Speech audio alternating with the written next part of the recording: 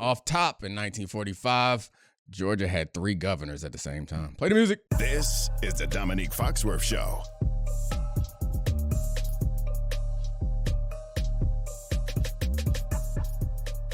All right, welcome to the Domonique Foxworth Show, and my pick for Georgia's next governor is joining us here today. Stop it. Rolling Champ Bailey. What up, Champ? What up, Foxy? How we doing, baby? I'm good, man. I'm glad to see you. I'm joined by Charlie as usual. But, Champ, I wanted to start with one very important question. When we played together, why the hell did you not follow around the top receivers? I didn't get it. I come into the meeting on Monday morning, ready, and they're like, hey, when Randy go over there, you got him. Why am I guarding Randy when we got the best corner of all time sitting right here across from me? Dude, that was an obvious mistake, right? No! What the hell? I tell people all the time, there's always situations where you get coaches that think their scheme is going to work, right? You put anybody over there, just, watch him from time to time. Yeah, put the young Foxy over there, let him do his thing. I figured it out enough. But we always get to a point in the season or something, and this happened, more or less after you left, where I have to demand it. And, it's just one of those things. You see corners not following as much as they used to because they're not demanding it, the game has changed a lot. But fortunate enough for me, I was in a position where I could demand it more. And that's really what potentially put me in the Hall of Fame. No, that's not what put you in the Hall of Fame, champ. When you take on that task, it says a lot more about you, right? That's fair. I appreciate you not demanding it in front of me. That would have been embarrassing. You go behind closed doors and demand it. I'm glad you waited till I left before you started demanding it, because that would have hurt my very young feelings and confidence. It would have broke me. Well, it's never about you. It's more about me, right? Like you said it yourself. Why the hell did you have to cover Randy Moss? Nah, I remember that and T.O. and I held him fine. This ain't about that. But you think you're the best corner of all time? I do. Wow, man, that's a hard question to answer. Don't get scared. It's not a hard question to answer. I look at it like this. When you look at my body of work, and how I played as, a complete player, no doubt. I don't think I was the best tackler. I don't think I was the best cover guy. But if you talk about top 2 or 3, I put myself up there. How different is the game now when you watch it for, in the passing game specifically, the job of the cornerback? How different is it from when we played? Well, I'll tell you what, man, you can't touch the quarterback, which changes a lot on the back end. But, I don't see guys making the plays we used to make. I mean, we got our hands on a lot of balls back then, and there was a lot less passing, But for some reason, these guys aren't getting the turnovers we used to get. And then the ones that aren't really that good. So it's really it's a funny thing that's happening. And, I'm not in the locker room every day, so I don't know all the details and all the challenges that they face. But, another thing, too, is the quarterbacks run way more now than they used to. Way more. You got the Lamar Jacksons who can throw with the best and run with the best. And Mahomes the same way. And I think Aaron Rodgers, I give him a little credit for kind of starting that. A great passer, but boy, 3rd and 4, here he goes. And that kills the defense when you can continue to get first downs. So I was just about to ask about that, because now there are, whether it's Mahomes, Allen, Burrow, Lamar, Hurts, Dak, it seems like every top quarterback can move a little bit. And all the rules now are prejudiced against you guys. Absolutely. They're against DBs. They want as much scoring as possible. There's more aggressive play calling, more passing in general. That's more opportunity for you guys. But does that make it harder or easier to play DB if there's more passing at you, but the rules are sort of stacked against you guys? Oh, it's harder, without a doubt. I mean, but I do believe, it's always a cat and mouse game, because I believe defense coordinators are smarter than offensive minded guys. Yeah. That's just my take, because everything is reactive and you have to make decisions and adjustments on the fly. You have to adjust to the rules. Not only that, in-game adjustments. And you see the best of the best, making those adjustments. And, I always feel like they're always trying to find a way to get more points on the board. So that's just the nature of the game. That's what keeps people watching as well. I don't know. I mean, I like a good 9-3 game. That's fine. I just love to see good defense. So we saw a couple months ago, Tom Brady said that the current game or the current quarterbacks aren't nearly as good as the ones when he was playing, like in his prime. No field generals anymore. No field generals was the term that he used. Do you feel the same way about the defensive backs? Actually, let me rephrase that question. How much better is Patrick Surtain than you? How much better? I think as a young player, he's more prepared, from a technique standpoint, but just natural ability. I don't know. It's hard to say. Now we're both kind of long corners. He's a little taller. He can move, but as time goes on, you always get the bigger, faster, stronger. But the challenges, that he faces compared to what I did. I mean, I'm matching up every week. I mean, I see him do it quite a bit, but it's just a different game, man. Yeah. It's a different game, but you still got to be one of the best athletes to play corner. So it's kind of hard to say. Is there a receiver in the game right now that you would least like to cover? The kid in Minnesota, he is savvy. I watch him run routes. I'm like, I would have to bump him every game because you sit back, he's so deceptive. He's got a long stride, but he's also super quick. I mean, Justin Jefferson's one of the best in the game right now. Wow. My guess was Tyreek. That's the one that stresses me out. I have nightmares about a player that I never played against. Well, yeah, they do a good job of moving him around. Now, if you keep him stationary, I could handle my business, but they move him so much. He's a problem because now you don't know who's going to end up on him. So he's running wide open a lot. And he's fast, man. That dude is different. Is there a team that you root for now? Like of all the teams that you play for, or are you a Falcons fan because you're in the Georgia area? Well, I can't ignore my Falcons, growing up in Georgia, being here, but I was never a big fan of the Falcons. I mean, I kind of gotten to know some people in the front office, some owners, and this and that, which makes me gravitate to them. But, I still root for my Broncos just the same, but my Commanders, they've kind of come back into the fold with new ownership and things happening like that. So I was able to go to 3 or 4 games last year with the Commanders in just one Broncos game. So, those relationships are starting to get back on track how they should have been, the previous 20 years, right? I'm from DC. I'm a born and forced Commanders fan. Right.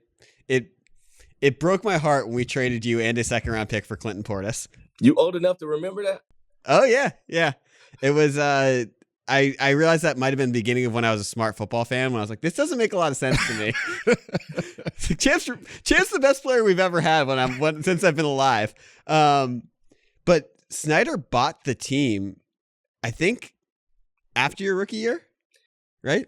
No, he bought it before my rookie year started. Well, if you understand the process of, ownership transition, it usually doesn't happen till right before training camp, where the new owners announced and then they have their transition process. Well, Charlie Casserly drafted me in the first round in '99. Well, they didn't have that transfer of ownership, or at least he wasn't announced as the owner until after I was drafted. So I was never one of his guys. So you got to think the next 5 years, especially the last 2, I'm trying to negotiate a new deal. Well, the unwritten thing, the thing that you don't really see is, he's not one of the guys.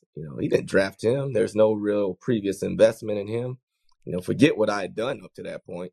It was just all about relationships and things like that really mattered at the time, when really it should have been about my play. And, that's why I was traded. How fast did the culture change once Snyder sort of got his hands on the team? The moment he took the stage. Damn. So I want to say I could remember vividly our first meeting, and he just said something just wild, like, I'm a prick. That was like his first sentence. And I'm like, what difference does that make? Like, and I'm a rookie. So I don't really know what to compare it to, but I do know I do know good leadership when I see it, and usually bad leadership shows up a lot sooner. And that's just what I saw. And I think the next 5 years it just got worse and worse because we didn't do anything. We went to the playoffs my rookie year and didn't go my next 4 years. So it was evident that we didn't have the leadership that was gonna breed a winning culture in DC. Yeah, the leadership at your alma mater seems pretty strong now. So how you feeling about your dogs going forward and your homeboy coaching it? Well, I guess not your homeboy, but your former teammate coaching the team. Yeah, man, we finally got this together. So you guys, it was tough because we know what we produce as far as talent in our state. Mm-hmm.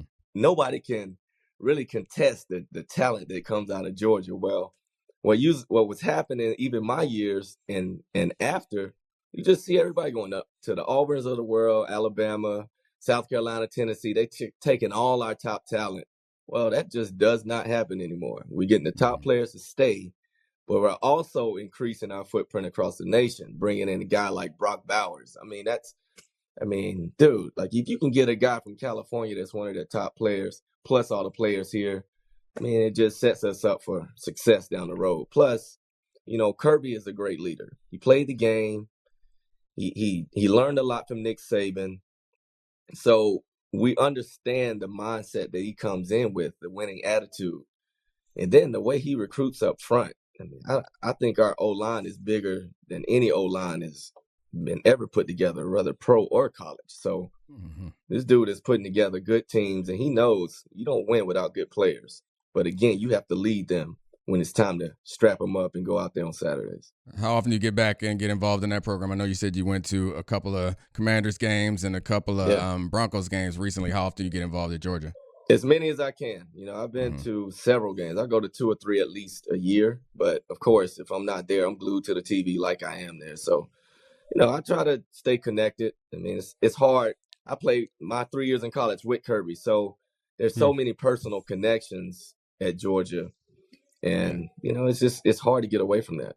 Defensive guys make great coaches. Defensive guys make great everything, honestly. Yes, sir. That's for sure. I wanted to ask you about playing defense, and I know you're not going to coach. We had this conversation a long time ago. But if you were, are there specific things that you think are getting lost that young cornerbacks specifically don't know? Well, wow, good question. Because, be honest, I am sort of coaching with my son's high school team. He's a freshman, but I'm just helping out. I'm not an official coach or anything. But one of the things I noticed is the coaches don't really have time to teach technique. Yeah. And guys are out there, they think they know how to play bump and run. Well, they might just be using their hands. And I'm like, bump and run is not about your hands, right? It's all about your feet. And, just trying to teach those things, but also understanding the challenges of everybody's different. So what worked for me might not work for you. And what worked for this guy might not work for the other. So just trying to be able to teach people based off the talent and skill set that they already have, and then taking that and making it better. Those are the things that are missing. And the more I see it, the more I realize I'm needed. And that's why I don't want to coach, Foxy. That's the real reason. It's because I know it's going to consume me, and I'm trying not to be consumed in football again. Well, you've taken a long enough break. It's fine. So this happened to me too with my son's flag football team. I was like, I'm never gonna coach, but then you get involved and you get a little taste of it. So it's only a matter of time because now I'm out here recruiting. We getting ready for the fall. I'm excited. I'm locked in. You gonna be the same way because you're competitive. You're competitive. You want to win, but when you see what you have, you're like, okay. Well, let me teach what I can teach, but then you better go out here and try to find some better talent. Then you're like, all right, I taught him that. Now we got to teach him this and that. It's always something else to add on to. The point that you made about what works for me may not work for you. It's about that. That was the first lesson I learned in the NFL. Was I was so excited I got drafted to go play with Champ Bailey, and I was like, man, I'm gonna do everything he does. It ain't taking me but 2-3 days to be like, I physically can't do that. Like, I need to find me a new technique. And to your point about technique, I would say the same thing is true in pro football. The first time I had a cornerbacks coach was when I got traded to Atlanta.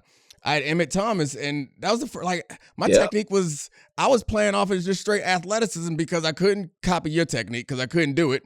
And our DB coach didn't play DB. It was like he was the coordinator. Yeah. And so then I got an actual cornerbacks coach to teach me how to play with technique. And I feel like that's even lost at the top levels. I think some teams are doing it. Our boy Dre is coaching DBs, I think, out in Detroit right now. Yeah. So no. The more he's that we can Charlotte now. He's not in Detroit. Oh, that's right. Yeah. Moving on up. Is he still coaching corners or is he coaching something else? Yeah, he's coaching DBs in I think it's UNC Charlotte, I believe.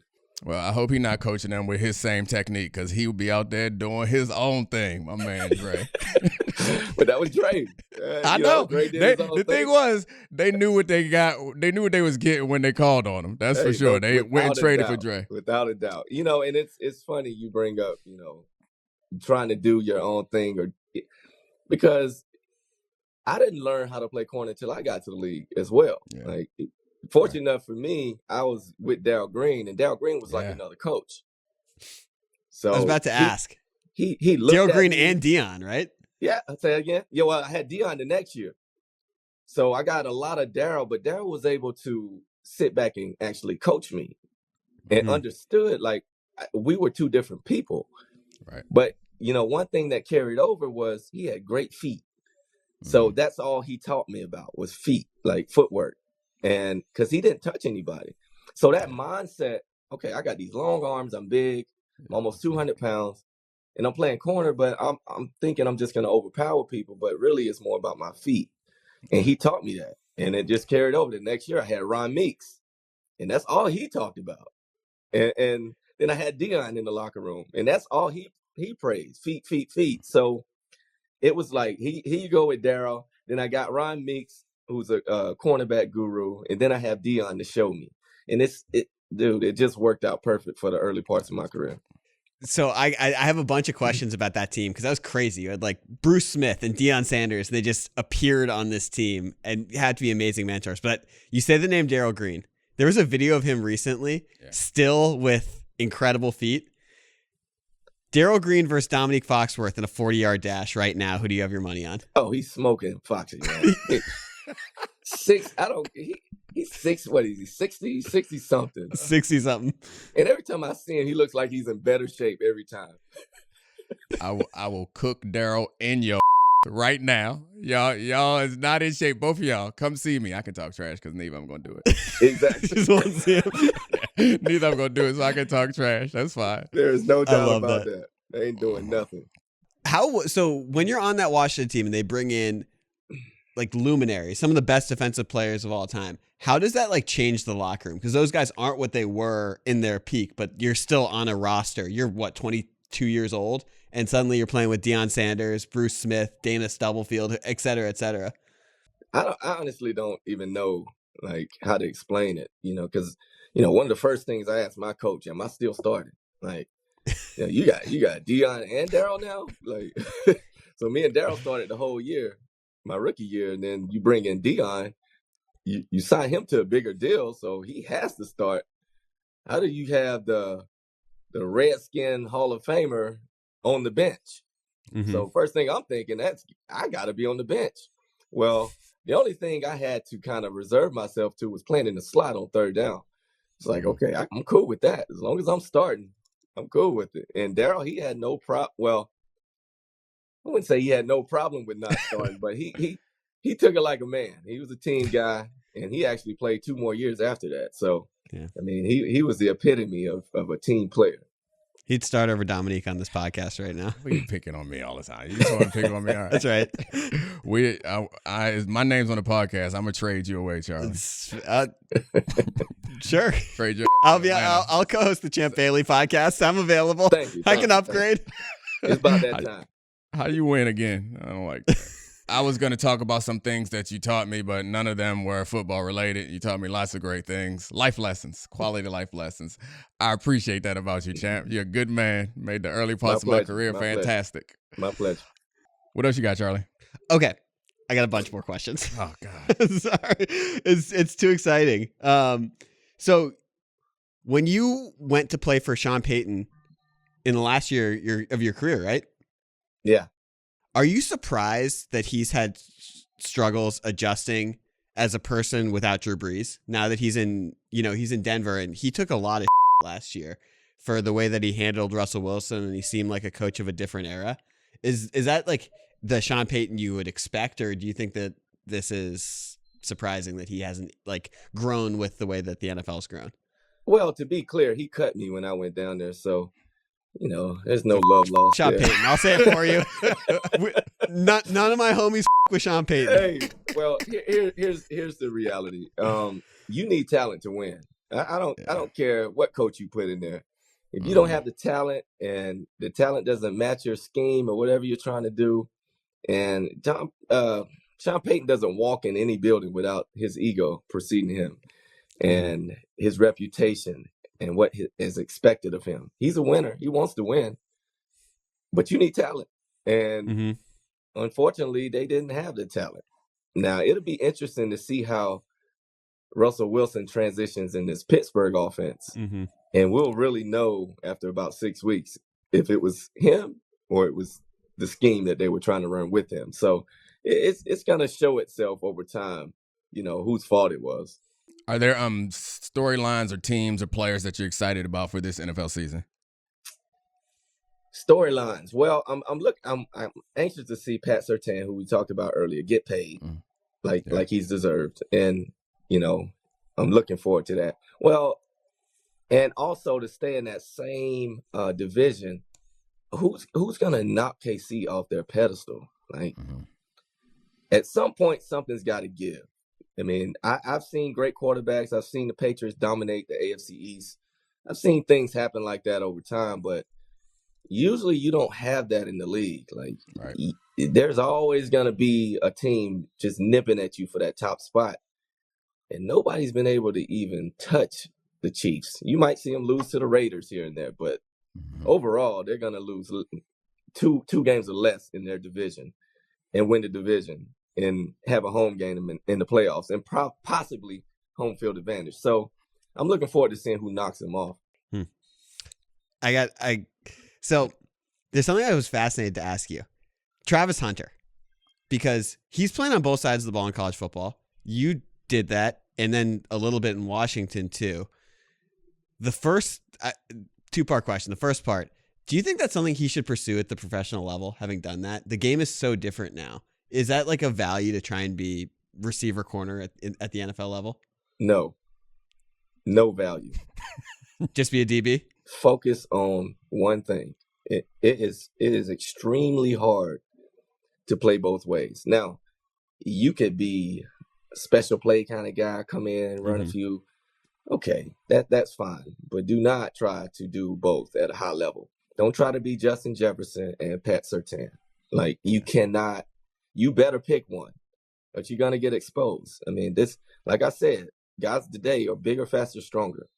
When I played, I was in that same boat. I could have been a recruit, been drafted as a receiver or corner, but I'm glad I chose what I chose and stuck with it, and then just had a few plays here and there throughout my career. That's what he should be shooting for. Don't try to do everything.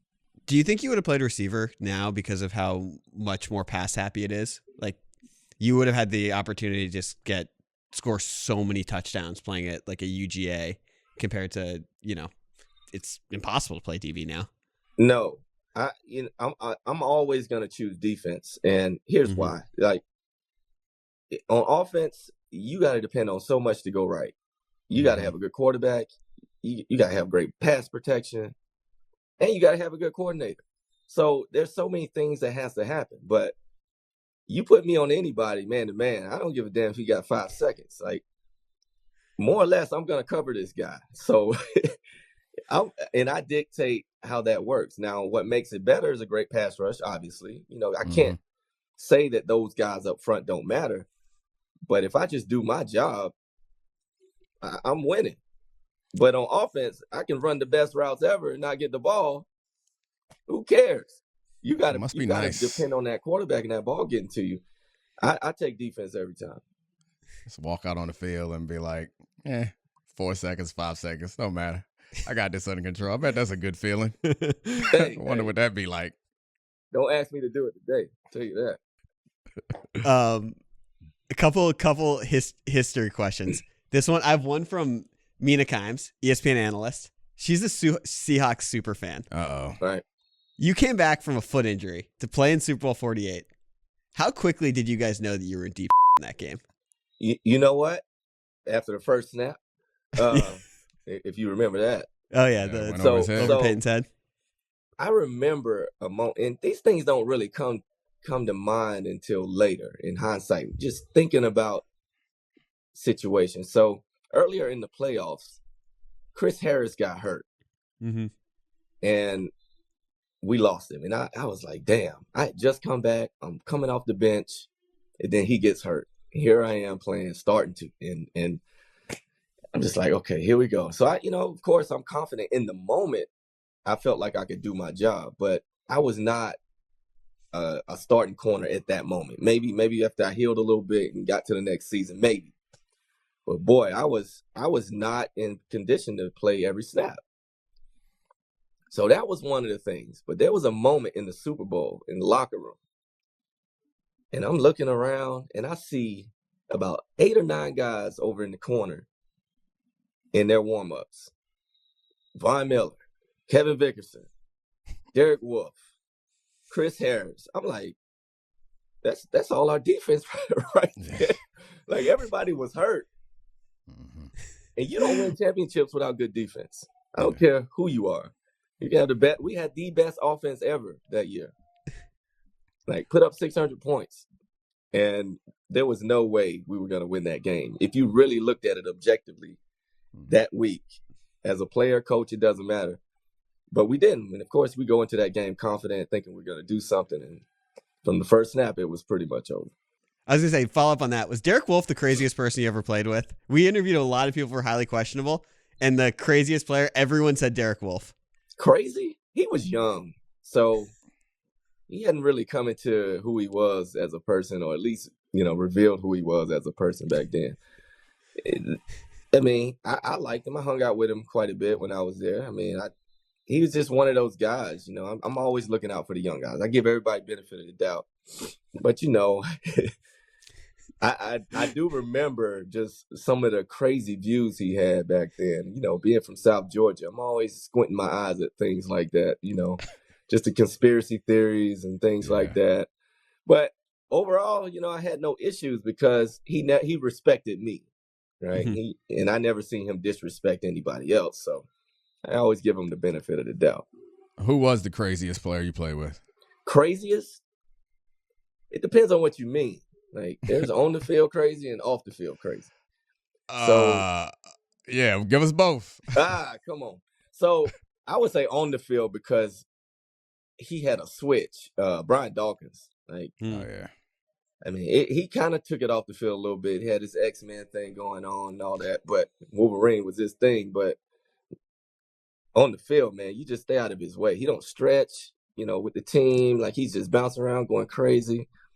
And, young guys have to get accustomed to that because, in the league, man, they give you a little bit of freedom to be yourself, depending on who your coach is. But you usually have a little freedom to kind of be the wild man that you are, which makes you play great.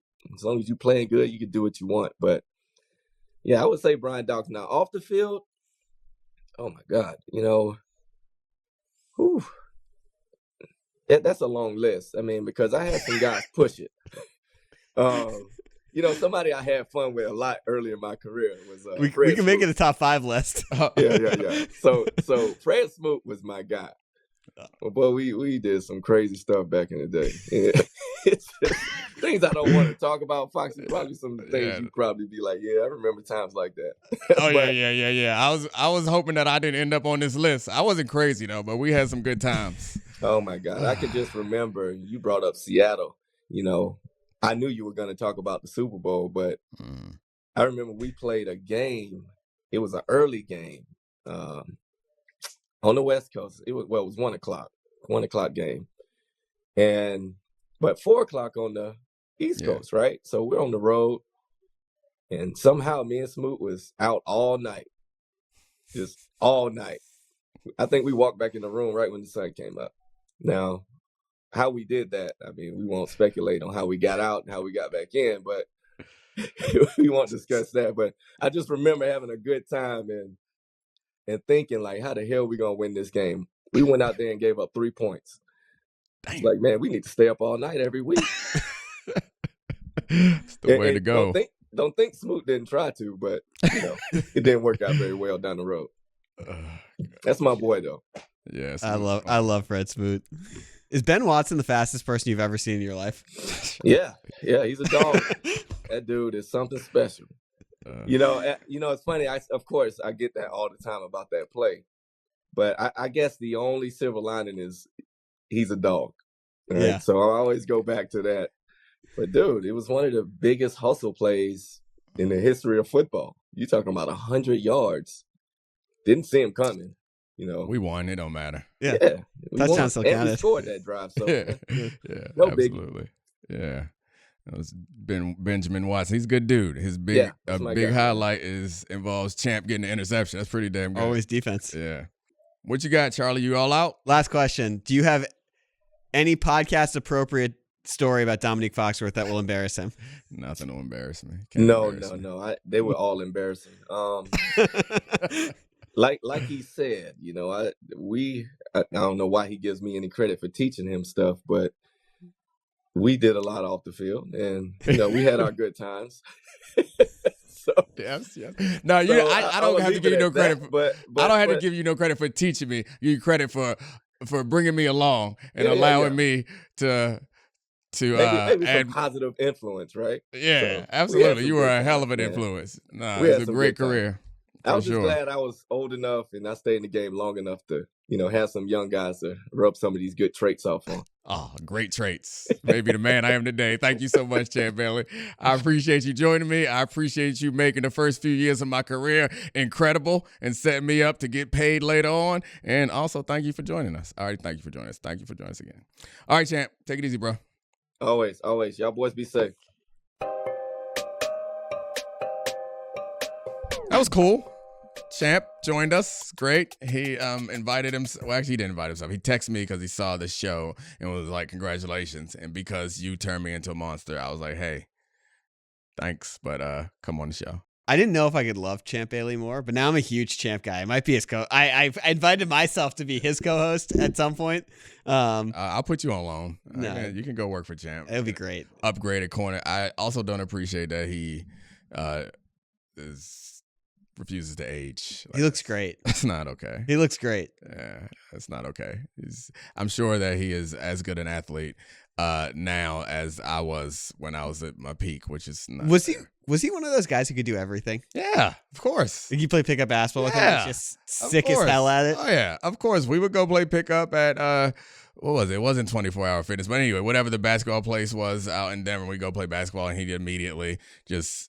He was an old school style guy. He'd go mid-range, a lot of mid-range, and then he would do like incredible dunks because he's a ridiculous athlete.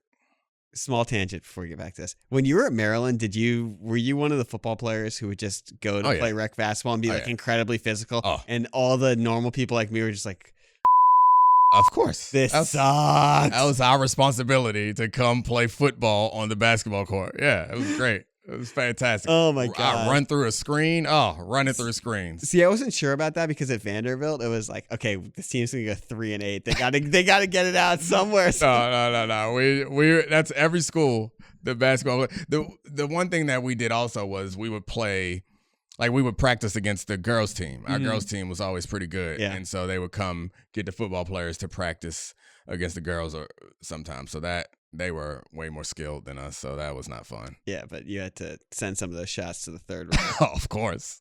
I didn't do it. I never did it. It was just some of our players. Oh, really? Yeah. I would just go to the rec and physically dominate people.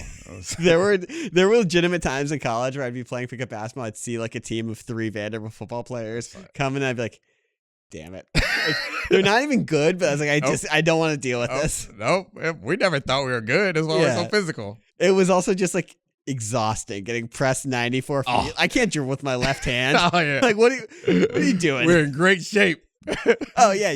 We're just out there athleting, jumping out the gym. You weren't like using that as like the one thing to be like, okay, now that I've quote unquote sweat for 15 minutes, I can drink 18 natty lights. Nah. Natty lights? What is this? That's a Vanderbilt thing. It's a white boy summer thing. Oh, okay, that's what it was. What I said.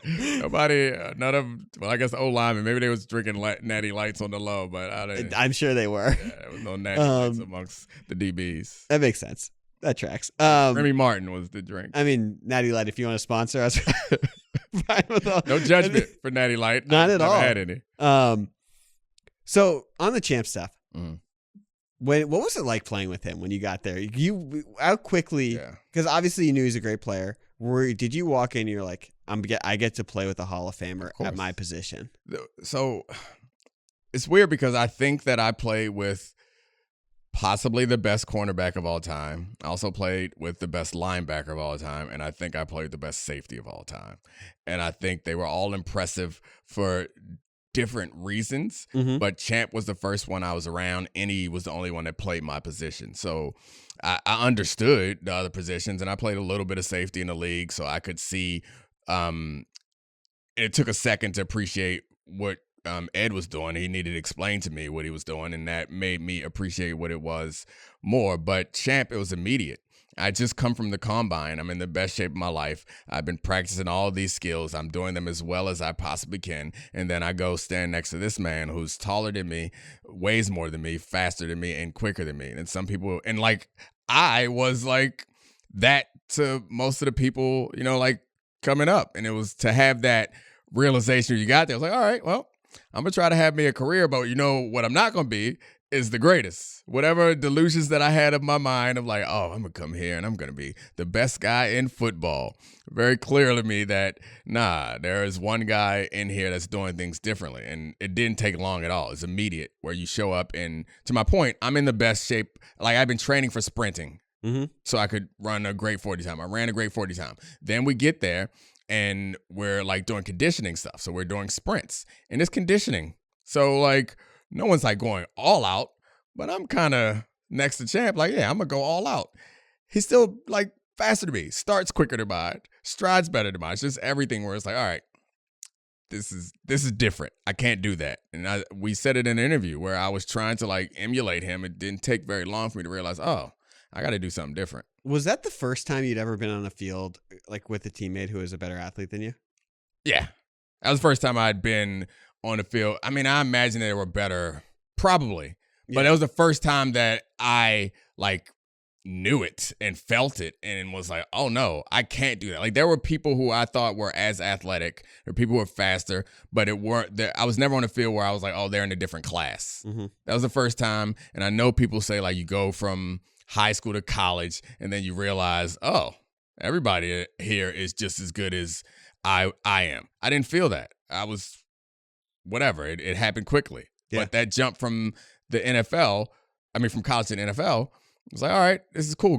I went to combine, training with people. I'm around people. You start to get around more NFL players, and I felt comfortable. I was like, this is fine.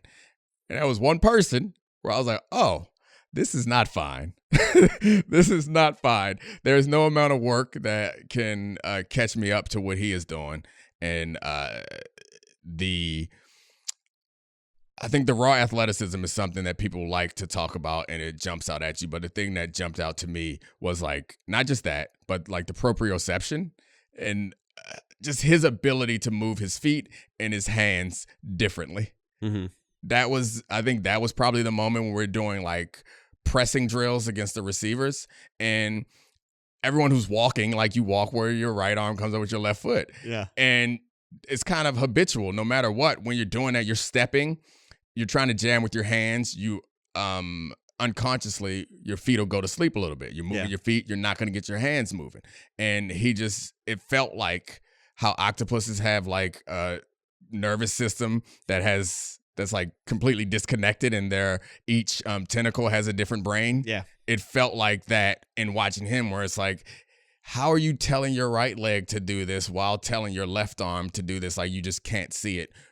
You don't see people able to do that. And then you go try to replicate it. And it's like you're patting your head and rubbing your tummy. And it's just like, there's no practice that can compensate it. Some people are just built for their jobs and he was built for it. Just literally just built different. Yeah. Like there's some wiring. I don't know. He got some extra nerve endings or something. I don't know. His brain is stronger than mine. Maybe he has tiny brains in all his limbs. I don't know, but I couldn't move the way that he did. Yeah, I mean, it was crazy to watch. Yeah, I imagine your first season with him was the year he had 10 interceptions and didn't allow a single touchdown. Where you're just like, this is the greatest football player I've ever seen. There ever will be, and it's that's it. He should have gotten Defensive Player of the Year that year. Asante Samuel had 10 interceptions that year also, and I think they split the vote. Yeah, third-party candidates split the vote for champ.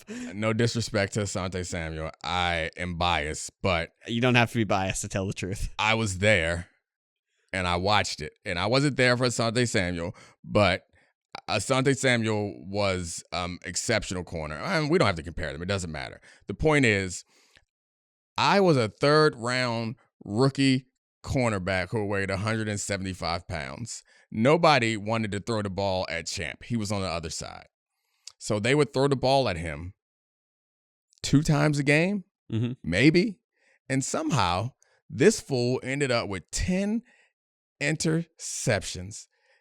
It was insane. It didn't make sense to me. I couldn't quite figure it out, why anyone would ever throw it over there and how he could make the most out of every single opportunity. It was incredible, impressive. I'm still jealous of it to this day. I'm actually like a little bit sad that we don't get to see Champ Bailey in the modern NFL where quarterbacks are throwing 55 times a game. Oh, he'd be 55 or 15 interception seasons on the board. Yeah. The people compare. What's that? There, like Revis had one crazy season too that was really good. That people try to compare to Champs. Those are probably the best 2 cornerback seasons of all time. But I don't imagine. And you asked him this question about playing receiver. I think he's one of those guys that I think is just the way that there's one guy on the field in like youth sports where you're like, oh, he's different than the rest of them, and you could put that player just about anywhere. I remember when I played Pop Warner, we were blowing out a team, so they put me at D-line. And it was like, oh, I'm the best D-lineman out here. That's how Champ felt on the field, where it was like, he'd be the best safety, he'd be the best corner, he'd be the best receiver, he'd probably be one of the best quarterbacks. Like, he could run the ball. There was nothing out there that I didn't think he could do. Maybe not offensive line, but he would figure that out. I want to leave you with this last question. This just made me think of it. At what level were you as good compared to your competition as Champ Bailey was compared to NFL players? High school. High school. Yeah, that was it. Yeah, high school was it. Yeah. So Champ Bailey playing in the NFL was the equivalent of an all-American high school football player playing against guys like me. Absolutely. Describing that to the audience, that's the craziest thing I've ever heard in my life. Absolutely. I mean, you could hear it. And so Champ wasn't talking in our interview because he never really talked, but you could hear and feel that confidence. Like, that's how I felt if like you showed up to a high school game of mine. He's like, oh, how you guys gonna do out there? And everyone be talking trash. It's like that Kobe interview where Kobe is like, oh, he did? He said what? Yeah. Like, you just know that you got it. The way that you may feel playing pickup with some kids. He said it in the interview, and he felt that way. He would walk on the field across from Terrell Owens and be like, well, yeah, I can cover him anywhere. 5 seconds. 5 seconds. I'm good. And he would do it. It's absurd. That's so great. All right, that's enough. Good talking to Champ. Good catching up with him. I appreciate you, Charlie. Thank you to all the great producers, Kevin, Brian, Serafina, Tez, and Megan. And I love you, Podville, and we out. This is the Domonique Foxworth Show.